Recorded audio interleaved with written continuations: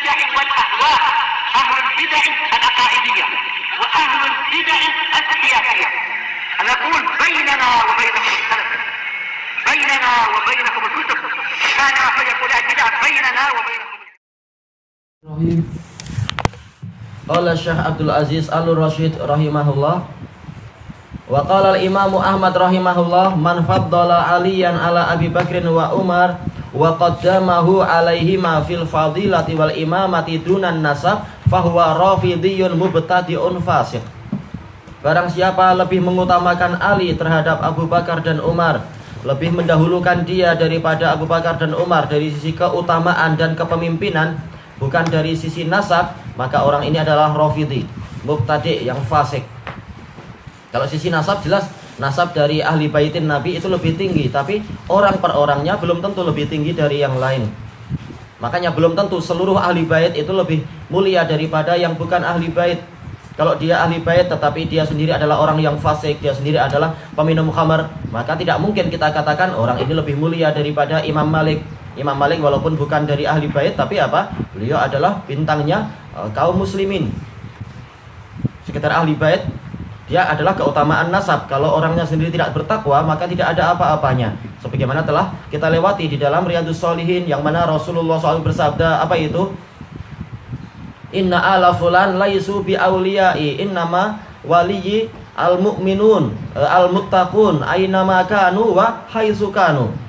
Sesungguhnya Ali fulan itu bukan dari waliku, tapi waliku adalah orang-orang yang mukmin, yang bertakwa, siapapun dia dan dimanapun dia. Jadi yang paling bertakwa adalah, yang paling bertakwa itulah yang paling mulia, bukan semata-mata nasab. Ini ketika dilihat dari orang per orangnya. Tayyib. Zakarahu al-Qadhi Abu Ya'la. Ini di fatwa Imam Ahmad ini disebutkan oleh al-Qadhi Abu Ya'la. Wa tabarra al-Imamu Ahmad mimman dhallalahum au ahadan minhum. Dan Imam Ahmad rahimahullah berlepas diri dari orang yang menghukumi sesatnya para sahabat tadi atau salah satu dari sahabat tadi. Semua sahabat ada di atas petunjuk.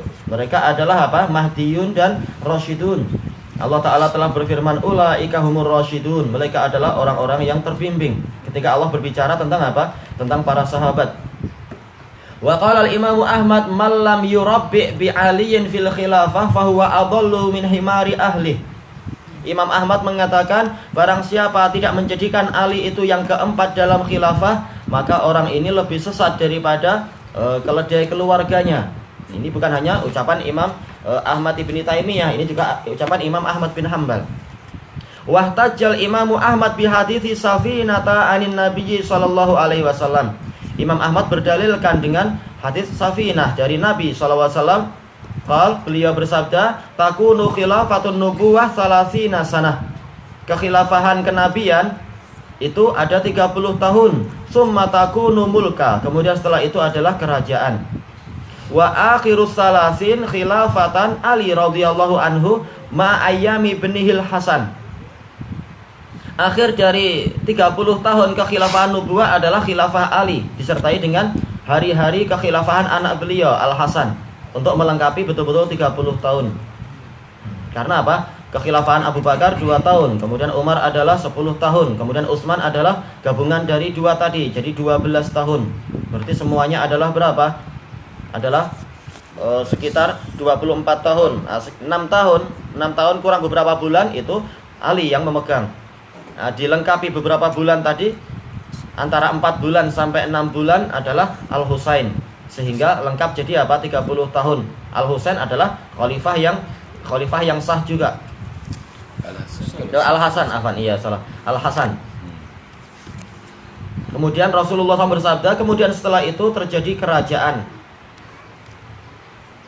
Baik. Maka memang terjadi apa? Terjadi iskal. Kalau dikatakan 30 tahun, maka apa? Berarti Al-Hasan masuk. Sementara kalau Al-Hasan masuk, kalau setelah Ali adalah Hasan, maka ini adalah polanya kerajaan lagi, yaitu apa? Waris mewaris. Dan itulah faktor yang menyebabkan tercelanya Muawiyah, dicela oleh sebagian salaf. Kenapa Muawiyah itu memilih Yazid sebagai apa? Sebagai Amirul Mukminin. Sementara pola ini adalah pola Kisra dan Qaisar, yaitu apa? Pola raja, tidak pola khilafah seperti itu. Memilih apa? Memilih keturunannya sebagai raja. Baik. Nah, lalu kalau memang Muawiyah tercela, maka apa? Kekhilafahan Hasan juga tercela karena dia langsung dijadikan sebagai pewaris Ali. Ini adalah kerajaan juga. Maka boleh jadi yang dimaksud 30 di sini adalah apa? Adalah jabrul kasar, yaitu sekedar mengglobalkan apa yang kurang. Yaitu 29 tahun tambah beberapa bulan dianggap sudah 30 tahun, dianggap yaitu Rasulullah langsung menggenapkan ke atas. Sehingga kekhilafahan Hasan itu tidak dimasukkan dalam khilafatun nubuwah, tapi masuk di dalam apa? Awal terjadinya kerajaan. Itu boleh jadi seperti itu. Karena kalau kita langsung mengatakan kekuasaan Muawiyah adalah raja, Muawiyah ketika menggantikan Ali atau menggantikan Hasan, jelas ini bukan pola kerajaan, ini adalah masih pola khilafah, bukan waris mewaris. Dan itu masih boleh dijawab dengan cara lain. Tapi intinya adalah khilafatun nubuwah yang disepakati oleh para ulama adalah apa? 4 yang pertama itu sampai ke Ali selesainya. Dan itu yang terkenal. Al-Hasan tidak dimasukkan dalam khilafatun nubuwah. Tapi apa? Beliau adalah khalifah yang baik. Dan bahkan beliau adalah dipuji oleh Rasulullah SAW. Inna bni hadha sayyid wala'allallah an yusliha bihi. Apa itu? Ta'ifata ini azimata ini minal mu'minin. Sesungguhnya anakku ini, yaitu Al-Hasan, adalah pemimpin besar. Semoga Allah Ta'ala mendamaikan dengan sebab dia ini 2 kelompok besar dari kaum mukminin. Dan itu terjadi memang. Intinya semuanya adalah baik. Cuma masalah khilafatun nubuwah ini sampai ke Ali saja atau sampai ke Hasan untuk menggenapkan 30 itu. Intinya setelah khilafatun nubuwah bentuknya adalah kerajaan. Dan yang terkenal adalah apa? Dimulai dari apa? Pemerintahan Yazid. Setelah Muawiyah memilih Yazid, kemudian Yazid juga apa? Meneruskan ke anak-anaknya, keturunannya dan seterusnya. Terkadang saudara di antara saudara-saudara mereka. Dan itu adalah apa? Pola kerajaan, bukan pola khilafah. Baik. Kemudian beliau melanjutkan wa kanat sittata ashhur. Pemerintahan dari Al-Hasan adalah 6 bulan wa syai'an, dengan beberapa hari lagi. Wa rawa hadits Safinah ashabus sunan. Hadis Safinah ini diriwayatkan oleh ashabus sunan. Wa sahahu Ibnu Hibban wa ghairuh. Disahihkan oleh Ibnu Hibban dan lain-lain. Memang kesimpulannya adalah sahih. Fa tartibul khulafa fi tafdili wal khilafah kama dzakarahul musannif. Maka urut-urutan para khulafa dari sisi keutamaan dan kekhilafahannya adalah seperti yang disebutkan oleh sang penulis, yaitu Syekhul Islam rahimahullah, khilafan lirrafidah minasyiati wa ghairihim. Berbeza dengan pendapat Rafidah dari kalangan Syiah dan yang lainnya, alladzina yaz'umuna anna Rasulullah SAW qad nassa ala khilafati Ali. Yang mana Rasulullah SAW, yang mereka mengklaim menyatakan bahwasanya Rasulullah SAW menetapkan kekhilafahan itu untuk Ali. Wa hadza min a'zamil kadhibi wal iftira. Ini termasuk kedustaan yang paling besar dan iftira, yaitu apa? Mengada-ada yang paling besar. Makanya di Sahih Bukhari itu di dalam hadis Ibni Abbas dan lain-lain, ketika Rasulullah SAW sudah hampir wafat, Al-Abbas datang kepada Ali mengajak untuk apa? Mengajak untuk masuk ke menemui Rasulullah SAW untuk menanyakan, Anda akan mewasiatkan kepada siapa pemerintahan ini? Maka Ali mengatakan, enggak, saya tidak mau masuk menemui beliau. Saya khawatir kalau kemudian beliau menetapkan sesuatu yang nanti orang akan berdalilkan dengan sesuatu itu untuk menghalangi saya sampai hari kiamat. Ketika Rasulullah memilih yang lain, berarti apa? Perang. Berarti orang akan mengatakan, oh Ali kamu nggak berhak, anak-anakmu juga nggak berhak, dan seterusnya. Dengan alasan Rasulullah memilih orang lain. Cuma syahidnya di sini apa? Ini menunjukkan bahwasanya sepanjang hidupnya para sahabat nggak ada satupun perkataan yang mengatakan bahwasanya Rasulullah SAW itu memang memilih Ali. Seandainya Rasulullah betul-betul berwasiat itu, niscaya Ali nggak khawatir itu. Dan juga niscaya Abbas tidak menanyakan seperti itu. Ternyata memang Rasulullah tidak memilih Ali sebagai pengganti beliau. Walaupun nanti walaupun Rasulullah sudah memberikan isyarat suatu saat Ali juga akan berkuasa, tidak langsung setelah wafatnya Rasulullah, tapi nanti.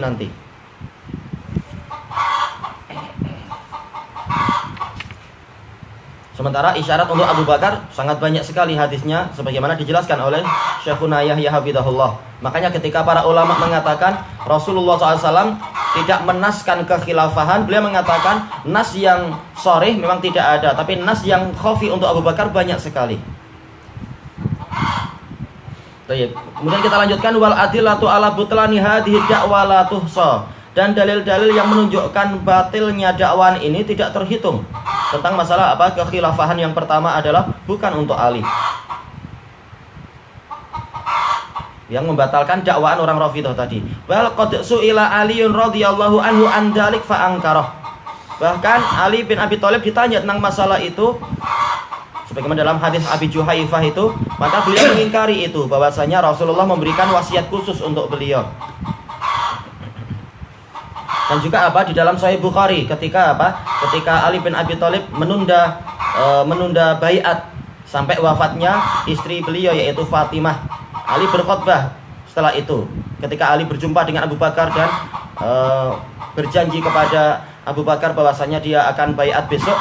Kemudian pada hari berikutnya Abu Bakar berkhutbah memuji Ahlul Bait dan sebagainya, memuji Ali dan sebagainya. Kemudian Ali berkhutbah menyebutkan bahwasanya dia mengetahui bahwasanya Abu Bakar memang berhak untuk ini.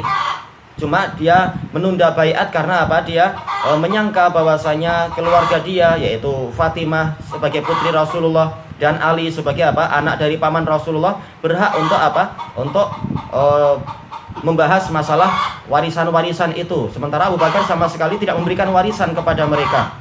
Cuma Abu Bakar di hari sebelumnya telah mengatakan bahwasanya kalian wahai Ahlul Bait lebih aku cintai daripada diriku dan keluargaku sendiri. Tapi Rasulullah telah menetapkan bahwasanya tidak ada warisan bagi bagi keluarga Nabi. Nabi itu tidak mewariskan mereka. Baik. Ini menunjukkan bahwasanya Ali tidak memang Ali tidak punya wasiat apa-apa dari Rasulullah SAW. Qala An-Nawawi rahimahullah wa amma ma tad'ihi syi'atu minan nasi ala Ali wal wasiyati ilaih fa batilun la aslalahu bittifaqil muslimin. Adapun perkara yang dinyatakan atau diklaim atau didakwakan oleh Syiah bahwasanya adanya nas untuk Ali dan wasiat untuk beliau ini adalah batil dan tidak ada asalnya sama sekali dengan kesepakatan kaum muslimin. Adapun orang-orang Syiah tadi jumhur mereka memang bukan muslimin. Rafidhahnya jelas memang bukan muslimin. Cuma Syiah yang lain sebagiannya bukan muslimin. Wa awwalu man kadzdzabahum Ali radhiyallahu an. Dan yang pertama kali mendustakan mereka justru Ali sendiri. Tsumma dzakara ma rawal Bukhari an Abi Juhaifah. Lalu beliau menyebutkan apa yang disebutkan oleh Imam Bukhari, diriwayatkan oleh Bukhari dari Abi Juhaifah qultu li Ali radhiyallahu an. Saya bertanya kepada Ali radhiyallahu an, hal indakum minal wahyi syai'un ghairul Quran? Apakah kalian memiliki suatu wahyu selain Al-Qur'an? Qal la. Ali mengatakan enggak ada itu. Walladzi falaqal habbah wa barra'an nasamah. Demi zat yang membelah biji dan yang menciptakan jiwa, yaitu kami tidak punya wahyu selain Al-Qur'an. Illa fahman yu'tihillahu rajulan fil Qur'an. Yang diberikan kepadaku hanyalah yaitu pemahaman yang Allah Ta'ala karuniakan kepada seseorang tentang Al-Quran, yaitu sangat memahami kandungan Al-Quran. Wa ma fi hadhihi shahifah.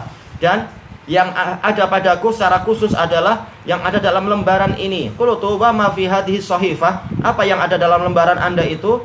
Qal al-aqlu.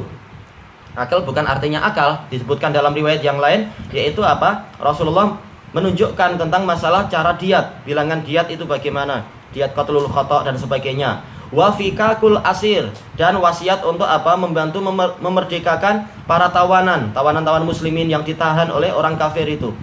Diusahakan untuk dibebaskan. Wa alla yuqtala muslimun bi kafir, dan bahwasanya muslim tidak boleh dibunuh dengan sebab dia membunuh orang kafir. Nah, ini ditentang oleh oleh sebagian orang Hanafiyah, ditentang oleh para Aqlaniyun dan juga para Mumayyi'un dari kalangan sebagian tokoh-tokoh Ikhwanul Muslimin. Mereka mengatakan ini enggak adil. Harus kalau muslim membunuh orang kafir harus dibunuh juga orang muslimnya itu. Ini memang mereka cari ridha orang kafir. Jangan diharap orang Ikhwanul Muslimin itu akan menegakkan agama Islam. Mereka cuma akan menjadi pembuka pintu besar bagi agama-agama yang lain. Makanya ketika mereka berkuasa di Sudan, sudah ada masjid di situ, mereka memfatwakan ada gereja dan juga ada biara Yahudi juga di dalam satu desa. Dan juga hendaknya apa? Al-Qur'an itu dicetak dalam satu sampo, dalam satu cover dengan apa? Injil dan Taurat, dan itu dikerjakan oleh Ikhwanul Muslimin, dan mereka yang membuka pintu para pendeta-pendeta muda laki-laki untuk apa? Mengajar di sekolah-sekolah perempuan kaum muslimin. Memang ini adalah Ikhwanul Muslimin, itu hakikat mereka. Padahal jelas hadis Ali adalah seperti ini. Ali dan hadis yang lain juga, bahwasanya seorang muslim yang membunuh orang kafir, dia tidak boleh dibunuh, tapi apa? Dia harus membayar diat. Ini kalau kafirnya kafir dhimmi. Kalau kafir harbi lebih-lebih lagi, memang kita dapat pahala membunuh orang kafir harbi. Kalau kafir dhimmi justru apa? Kita terancam tidak mencium bau surga. Cuma apa? Tidak boleh muslim yang membunuh orang kafir dhimmi kemudian dia dibunuh. Tidak setara ini sama sekali. Baik. Cuma kesimpulannya adalah apa? Ali bin Abi Thalib tidak dapat wasiat khusus untuk masalah apa itu? Masalah kekuasaan. Justru apa? Beliau memiliki buku tulis yang isinya seperti hadis-hadis yang lain juga. Belajar dan mencatat apa yang disampaikan oleh Rasulullah SAW. Buku tulis nggak selalu harus dengan kertas, karena dalam riwayat yang lain adalah dengan kulit, kalau tidak salah waktu itu. Tayyib, dan kelanjutannya besok insyaallah, wallahu a'lam.